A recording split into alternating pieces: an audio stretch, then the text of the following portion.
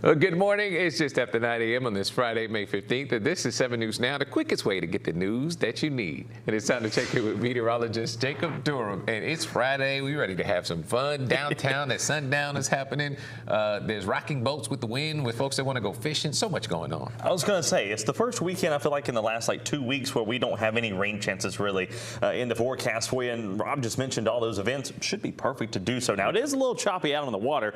I don't think that's going to try to deter me later on this afternoon. I think I'm still going to try to go do a little bit of fishing. It's been a while. But 74 degrees right now in DeRidder. Temperatures are warming up and in a hurry out there for you as we've got a mixture of sun and clouds at times through the afternoon and evening time frame. Temperatures right now back in the mid to upper 70s. It's near 80 already in Sulphur, 79 in South Lake Charles, 77 in Jennings to Cameron, 77 in Oakdale, 74 there in Fort Polk. But the radar is very quiet. No showers, no downpours to talk about this morning, and I don't expect a whole lot of rainfall for today. Instead, it's all about the wind. That's really the big story. 20 to 25 mile per hour gusts at times. That will be as high as 30 at times, bringing in that deep tropical moisture. We'll see the winds kind of relaxing as we head through the evening time frame, 10 to 15 miles per hour. But as we go throughout the day today, mixture of sun and clouds for you. Going to be a nice day ahead overall, but I want you to join me coming up on First Alert Weather Extra. Obviously, today is good. How's the weekend shaping up, and when do those rain chances set to return? I'll have that all tracked out for you coming up at 10 o'clock on First Alert Weather Extra. Well, two Leesville residents are in custody this morning after an internet crimes against children investigation. Detectives say a tip from the Louisiana Attorney General's office led them to 35-year-old Lance Joseph Meyer. He's accused of using social media to view and download child pornography. And a search of his online account and home turned up images and videos in what deputies call a marijuana grow operation. And Meyer is charged with 6 counts of pornography involving a juvenile. In addition, 36-year-old Chinsia Marlowe is charged with cultivation of marijuana and possession with intent to distribute. Both are held without bond as state police continue forensic work on seized devices, and more charges are expected. And a Calcasieu grand jury indicts the man accused of shooting at Lake Charles police officers during a standoff last February. 55-year-old Lance Chason faces 4 counts of attempted first-degree murder. Surveillance cameras were recording as the standoff unfolded, and ring cam video shows what happened on February 8th on Tallerwood Drive. A neighbor was watching everything unfold until Lake Charles police officers arrived at the door to evacuate their building. And a growing smelly problem off Enterprise Boulevard in Lake Charles, where neighbors say that this sinkhole has grown from a tiny dimple in the grass to a roughly 8-foot chasm.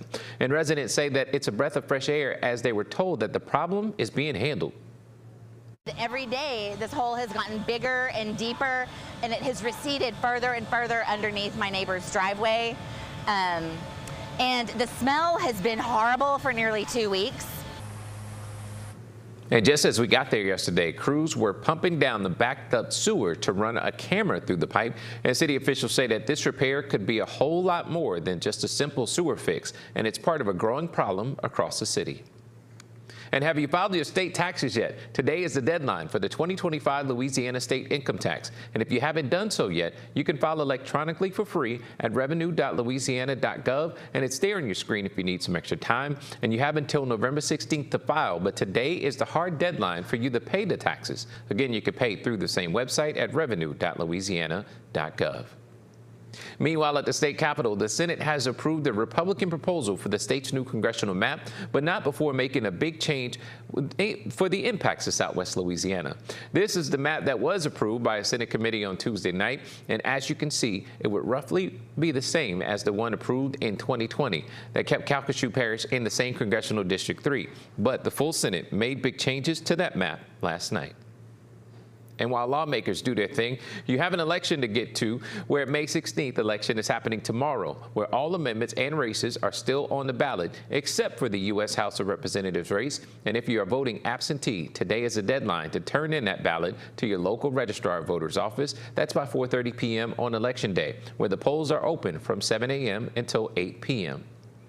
And as voters wrap their heads around the new election changes, they got a new twist. Louisiana's jungle primary system is making a one-time comeback this fall. The Secretary of State's office says that Act 7, now signed by the governor, moves congressional House races to the fall with an open primary on November 3rd and any runoff set for December 12th. While the House race will still appear on tomorrow's ballot, the Secretary of State says that any votes on that race will be thrown out and the office cannot share those results with the public.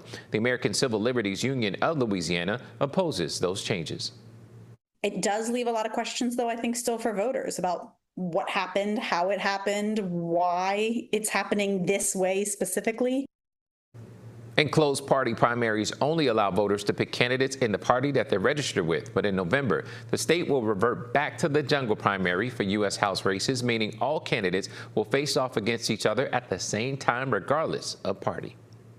And McNeese's Morning, one of its greats. This morning, we're learning that the legendary Cowboys football coach Bobby Keesler has died. And Keesler led McNeese from 1990 until 1998, winning 4 Southland Conference titles and taking the program to 7 FCS playoffs, including the 1997 National Championship game. He became the school's winningest coach and was named Southland Coach of the Year a record 5 times, and later entered to both the McNeese Hall of Fame and the Southland Hall of Honor. Coach Keesler was 80 years old, and funeral arrangements are still pending.